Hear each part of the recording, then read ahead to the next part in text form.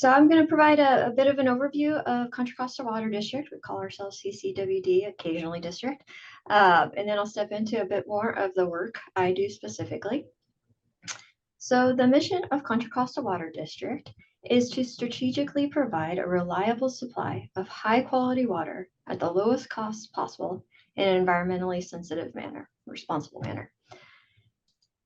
So a little bit more background on district. We were originally formed in 1936 with the purpose to provide water for irrigation and industry in Contra Costa County, just a portion of it there. Primarily today, we provide water for consumption, irrigation, business, and fire suppression, and we're one of the larger urban water districts in the state. Serve approximately 500,000 people in central and eastern Contra Costa County. Oops. All right, went ahead too far. There we go. Make sure it's on the right one. So we are governed by a 5-member board, each of who live in their specific area, and they're elected by the voters in those areas to 4-year terms. And while we work closely to coordinate with stormwater and wastewater utilities, we don't provide those services. We just work closely with them in some certain areas. A little background on the water journey getting here. Our water actually starts up in the Northern Sierra. So far this year, we're off to a bit of a moderate start, especially in comparison to last year.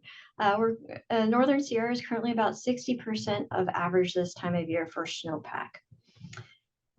So as the snowpack melts, it fills the rivers and reservoirs, including Shasta Reservoir, which we're heavily reliant upon. That's our Central Valley Project reservoir, and we're contractors of the Central Valley Project. Water flows down those rivers into the Delta, and we are wholly reliant on the Delta. We pump water from 4 locations in the Delta, and we either store it in our Los Vaqueros Reservoir, which is shown up in the upper right corner here, or it's diverted into our Contra Costa Canal, where it makes its way down to treatment plants before it reaches homes and businesses. So this map here is our service area map and shows a handful of our major facilities. CCWD is a wholesaler and retailer of water, and that's both raw water and treated water. So about half of our customers get treated water directly from us, and that's shown in this. Those customers are shown in the light green area, whereas the rest of the customers get it from our partners, our municipal partners, who get untreated water from us, and then they treat and deliver it to their customers. I'll highlight a few of the major facilities shown here on this map. Our 4 points of diversion in the Delta. We've got the Middle River out on the east, the Old River. We've got Rock Slough Intake out kind of towards the eastern end of Oakley, and the Mallard Slough is a little bit further west, right before Sassoon Bay. Our more than 85-year-old Contra Costa Canal is shown in this blue snaky line all through the county here. It's about 48 miles long, and it delivers water to our treatment plants, our municipal customers, industrial customers, and several other smaller customers along the way. We also have 4 untreated water reservoirs, our Los Vaqueros system, which I'll touch on here in a moment, and 3 treatment plants. So we break our system up primarily into 2 main categories, our untreated water system and our treated water system. Our untreated water system, as I mentioned before, we have 4 Delta intakes, 4 storage reservoirs, and that includes the Los Vaqueros Reservoir at 160,000 acre-feet down to the 276 Martinez Reservoir. We've got about 40 miles of pipeline. That includes our Los Vaqueros and shortcut pipelines that deliver water. And as I noted before, the 48-mile long canal. Our treated water system serves primarily communities in the central Contra Costa County. So these include Concord, Clayton, portions of Pleasant Hill, Walnut Creek, and Martinez. We have 3 water treatment plants, 2 out in East County, co-located. That would be our Randall Bold Water Treatment Plant and the City of Brentwood Treatment Plant that we own and operate for the City of Brentwood. And we also have a treatment plant located in Concord, our Bowman Water Treatment Plant. Combined, they have the capacity to deliver about 141.5 million gallons of water a day. For our treated water system, we have almost 62,000 connections. So those are 62,000 customers within our treated water system. And to deliver that treated water water, we have about 820 miles of pipeline, 41 storage tanks, and 30 pump stations. Quite a number of assets and facilities here at Contra Costa Water District. So to continue the operation of these facilities and plan for future ones, we undergo regular planning that includes capital and long-term planning that's conducted by my group in support with others here at the district to ensure that those facilities can continue to serve their function and deliver water reliably, as well as plan for future growth. The figure I'm showing here is our capital planning process. We call it our cycle of life. You can think of it as starting with our 10-year capital improvement plan. This is this gray box, CIP for short, which we update every 2 years. I'm actually currently working on finalizing our draft 2025 CIP that's going to be taken to the board for adoption in February. So a lot of activities going on with that document right now. From the CIP, we develop our 2-year capital and operating budget. So those are things that we're going to be accomplishing in the next 2 years. We do some budget reviews along the way, but we also conduct a rate analysis every year to identify the necessary revenues that are needed to support our capital needs as well as our operating needs. I wanted to show 2 figures here just to kind of give you a sense of what our CIP, our capital improvement plan, includes. These 2 figures are from the 2023 CIP. So as I noted, these are going to be updated here very shortly as we're working on the 2025. These really show the capital funds that are planned to be spent. The figure here on the left shows the major programs that we include in our CIP to give you a sense of where capital spending is occurring. So in 2023, you can see a large portion of this is going to our untreated water facilities, this bright green color. And that's primarily due to our Canal Modernization project that Anna's going to get into in detail a little bit more. Other major capital expenditures include our treated water facilities, which are in the dark blue portion. And we also have our water treatment plant facilities in this gray. I will also highlight, we have the light blue area that showed, we call it our future water supply program. That includes Los Vaqueros expansion project, which you may have been hearing about that the district is participating in. And I'll also provide a little bit of framework on capital spending. The graph on the right shows how our capital is planned to be funded. So from the 2023 CIP, we were anticipating about 50% of our capital investment to be debt funded. And that was largely, again, due to the Canal Modernization project, our plans to debt fund that in the long term. The revenue funded portion, the bright green color, that's what's funded by our rates. And that's about 40%. And then the grayish portion here that we identify as funded by others, that includes funding from our partners, as well as grant funds. We have a pretty robust grant program here. We have about 92 million in grant agreements right now. So how do we know when and where capital funds are needed? So we do this through our regular updates to master plans and renewal and replacement studies. The facilities planning group that I lead are responsible for completing these studies. And they look at all the assets and facilities here at CCWD. We consider what is needed for existing facilities to continue performing to supply water, what's needed to meet future growth. We also look at other long-term reliability improvements.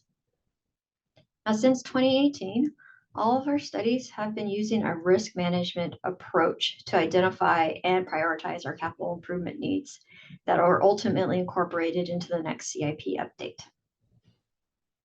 So what is risk management? Well, looking at it a little bit more closely, we do this through a risk assessment that considers likelihood of failure, or LOF, that we call it, and consequence of failure, COF. Now, these factors have a lot of other elements that we consider within them. For likelihood of failure, it's condition and performance. On the consequence side, we're really trying to assess safety impacts, reliability impacts, financial impacts. So LOF is really focused on how likely an asset or facility is going to fail, whereas COF, consequence of failure, really assesses the impact of the loss of that. So based on the results of these assessments, projects are developed to address high-risk assets or facilities. So anything that comes out that's identified as high risk, we may identify a project to address it, to either replace it and reduce that likelihood of failure, or look at improving some of its conditions and things like that, or potentially moving it to lessen the consequence of failure. I would like to show you here, this next slide here is actually the results of our risk assessment that we did on our treated water pipeline system. This one's a really nice graphic, I feel. I'm an engineer though too, so I dive into these things. It's a heat map of our entire treated water pipeline system, color coded based on risk. So you can see areas where there's higher risk. These are identified with red. So you can see areas that, okay, perhaps that's a target location for us to replace a pipeline. Whereas you can see there's a lot of gray here too. Those are lower risk. So we'll just continue to operate them as is. And then there's a band of colors in between that help inform us on what we want to do. So we did this back in 2018. Really wonderful results. We were able to increase our funding and replacement of pipelines. Group Anna is located in our engineering department, is responsible for it, and we really increased the number of pipeline replacements targeting a lot of these red areas. So this is an old map, but we've actually reduced quite a number of the red areas here. We also plot the risks on a risk matrix similar to the one that you see here for all of our other facilities. And it's a nice graphical representation for us to show the magnitude of risks and how best to manage an asset or a facility based on that risk. So again, anything that's falling in the upper right corner, that's a high risk. So we'd identify a capital project to address that asset or facility to lower its risk. Whereas things that are in medium risk categories, kind of in an orange yellow area, anything that's more on the higher likelihood of failure, likely go out and replace that because it's likely to fail soon. So it's a high risk. By replacing it, we would drop that risk. Things that are still in the medium risk, but more on the higher consequence side, but low likelihood. So that's in the lower right corner here. We would more proactively maintain or prioritize proactive condition monitoring and things of that nature to just monitor the asset or facility. So that risk assessment really helps us define what are our capital needs and how are we going to manage those assets and facilities to continue to assess them and when replacement may be needed. As our identification of projects, we prioritize them based on those risks, and we also consider other factors. For example, we work with a lot of cities and they have various paving programs going on. And so there may be a paving project coming along in an area that we have a medium to high risk pipeline. We might prioritize that replacement of that pipeline sooner, just so we don't get in a situation where it's going to be much more costly for us to replace it if we have a leak or a break because there's a paving moratorium. So we consider while we use risk, we consider a lot of other factors as well in prioritizing our projects. With that concludes my presentation, at least on my portion here.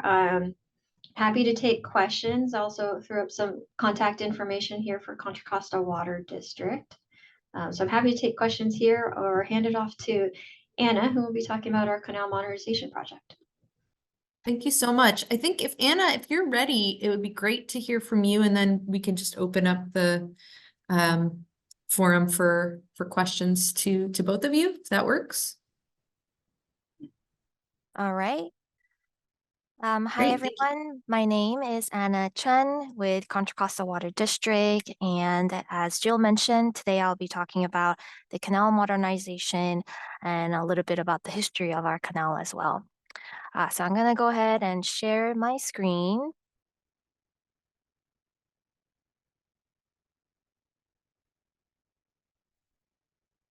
All right. If you don't mind giving me a thumbs up if it's coming through. Thank you so much. All right. So again, my name is Anna Chun. I'm the senior engineer with Contra Costa Water District. And today I'll be talking about the canal modernization and some of the details about our canal. The Contra Costa Canal is a link to our water supply.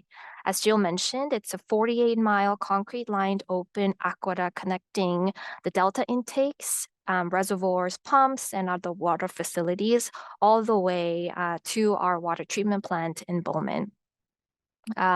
Once in the canal, the untreated water is delivered to cities, businesses, water treatment plants, and individual water users. The water CCWD provides to homes and businesses first traveled through the Contra Costa Canal before being treated. Here on this map, the canal is represented in the blue line. This is what we call a main canal that delivers water from our delta intakes to our water treatment plant in Bowman. And we have a loop canal represented in white. This connects water from, the loop canal that connects water from Clyde through Central County to the Martinez area. The main canal is the backbone of our water treatment system. Every drop of water we serve to customers must pass through some part of the main canal. Most of the canal water customers, like treatment plants, cities, industrial facilities, pull water from the main canal. Unlike the loop canal, which is turned off every December through April when water demands are low, the main canal operates 24 hours a day, 7 days a week, 365 days a year. And my presentation today will focus on the main canal. The Contra Costa Canal is the reason CCWD exists today. The canal system was built as part of the United States Bureau of Reclamation's Central Valley Project to serve the agricultural, industrial, and municipal users along the Sacramento River. The construction started on the canal in 1937 and eventually was completed in 1948 following some delays due to the war. CCWD was formed to purchase and distribute water provided by the Bureau.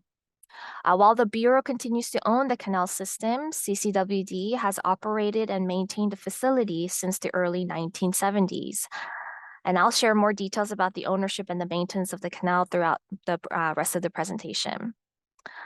The design that fits 90 years ago continues to work and serve us today, but the canal is getting older and it is increasingly complex and costly to operate and maintain. Additionally, the open channel that was needed in the 1930s is no longer necessary for today's water users. The water in the canal serves many purposes.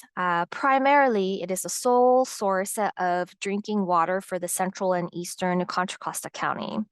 It also provides water for firefighting, businesses, irrigation, and industry.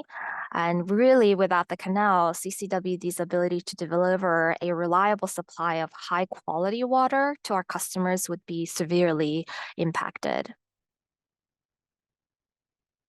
CCWD took over the operation of the canal in 1972, as I mentioned before. And soon after that, we installed fencing along the entire right-of-way to protect the growing communities around it. The main canal requires consistent and constant maintenance throughout the year. As the canal ages, it becomes more difficult to operate and maintain. The open channel allows water to evaporate and algae blooms to develop, which impacts our water quality. Our maintenance crew are hard at work every single day to keep the canal water clean and free flowing. In addition to the hand raking, the crews also clean pools and siphons and run sled twice a year to remove debris from our canal. The removal of debris not only allows water to flow, but it also reduces taste and odor issues that are difficult to remove during the treatment process. Each year, as much as 900 cubic yards of debris is removed from the canal. In addition to regular maintenance of the main canal, there are several other challenges in operating this facility. The canal presents a danger to those who cross its fences. The main canal has steep walls, and the water is fast and cold, unlike what you can see from the surface. Throughout the course of the canal's existence, we've tragically lost an average of 1 life per year in this facility. And as you can see in this picture in the middle, we've had incidences where cars have entered into the open waterway. Earthquakes and landslides pose a high risk to the canal caused by winter storms. The winter has been a challenging month for us in keeping up with this facility. The open channel also loses water to evaporation and seepage through cracks and buckling of the old concrete liner, as you can see on this picture on the right. This map shows the storm damage from the 2022 to 2023 winter. Notice all the red dots. These slides, more than 125 along the canal alone, presents maintenance challenges and ongoing difficulties that we face. And this also impacts the operations of other municipal partners that we have that purchases water from CCWD as well. So in addressing these challenges, we make a big effort that requires a lot of time and resources. As I mentioned before, the main canal is the backbone of our water system, delivering all of the water that will be treated and delivered through our customers. So when a section of canal needs to be repaired for cracks or buckling, we can't simply just drain the water and make repairs. The canal has to be in operation 365 days a year. We first need to install a large temporary bypass system, as you can see from the picture on the right-hand corner. That this allows a continuous flow of water, and only at this point we can drain the section of the canal to make fixes to the concrete liner. Flow through the bypass system isn't great as the canal, so we aim to do these repairs in the winter when the water use is low, so we don't face any outages or discontinuation of service. With all of these issues surrounding the continuation of the operation and maintenance of the main canal, and how important it is this facility is to CCWD's ability to deliver reliable, high-quality water, we have identified a need to modernize this facility to ensure a primary conveyance system to continue for another 100 years. However, we feel it is important to own the facility prior to making significant investment on behalf of our customers. So in 2019, we were able to get an act of Congress approved and signed by the president to transfer the title of the canal to CCWD. Our customers repaid the federal government for the facility in 2010. So we are now working with the Bureau to fully transfer the title of the canal and its related facilities to CCWD. This ownership will provide us with the certainty in our investment and removes any extra administrative layer when performing maintenance or smaller repairs to the facility, allowing us to respond to emergency and repairs immediately in a more time-efficient manner. So let's take a look at some of the exciting major projects CCWD is working on to ensure reliable water system. While most of the canal system was built with a concrete liner, the first 4 miles of the canal in Oakley were unlined and traveled through earthen levees. This short run causes maintenance challenges and allows for more interaction of canal water with the groundwater, increasing the potential for water losses and, of course, contamination. Since 2009, we've been replacing the section of the canal with a buried pipeline.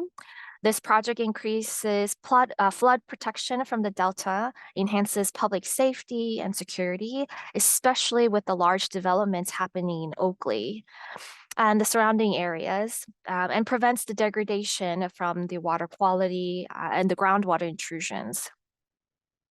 We recently replaced the final 1.5 miles of earthen levees with a 10-foot diameter buried concrete pipeline.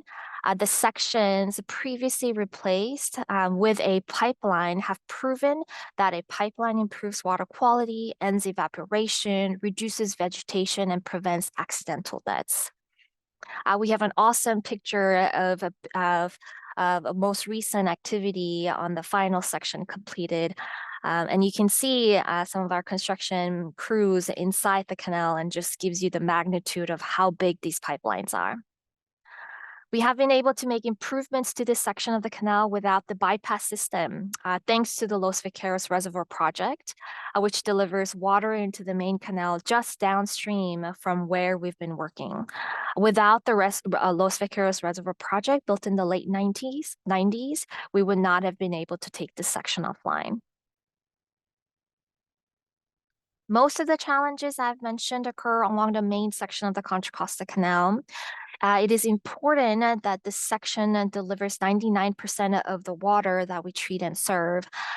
So now we're working to modernize the canal in a way that eliminates those challenges and results in a reliable facility for the next 100 years. The Loop Canal, which is in the Central County, is not part of this effort, but it will be evaluated in the future years. The future of our untreated water conveyance system is in a pipeline. We've had projects in the first 4 sections in Oakley that was successful and proven to work and improve the quality of our water and safety. So staff are evaluating options to replace the aging main section of the Contra Costa Canal with a buried pipeline again. The technical studies and risk management showed this approach is best suited to protect public safety, improve water reliability, and improve water quality, as I mentioned before. In 2022, we began the preliminary design process, developed an environmental permitting strategy, and conducted extensive opinion research with our customers. This monumental project will be one of the largest and the most significant in our agency's history. We are exploring various piped options, including gravity versus pressure, 1 pipe versus 2 pipes. And once completed, this is an illustration of what one option may look like with the native grasses covering the right-of-way. And you can envision how our canal will look different as it faithfully serves the next 100 years to our customers. So with that, this brings me to the end of the presentation, and thank you for having me again, and I'll be happy to answer any questions. Excellent. Thank you so much, both of you.